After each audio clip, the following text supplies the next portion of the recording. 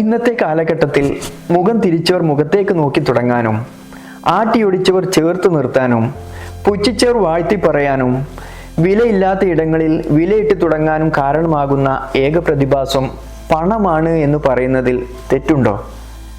പണം ജീവിതത്തിൽ പ്രധാനമാണെങ്കിലും പണം കൊണ്ട് നേടാൻ പറ്റാത്ത ഒരുപാട് വസ്തുക്കൾ ഇന്നും ഈ ലോകത്തുണ്ട്. അതിൽപ്പെട്ടതാകുന്നു മനസ്സറിഞ്ഞിട്ടുള്ള സ്നേഹം, ആത്മാർത്ഥത, സത്യസന്ധത. ഇവയും നമുക്ക് പണത്തിൻ്റെ മൂല്യം കൊണ്ട് അളക്കാൻ സാധിക്കുന്നതല്ല.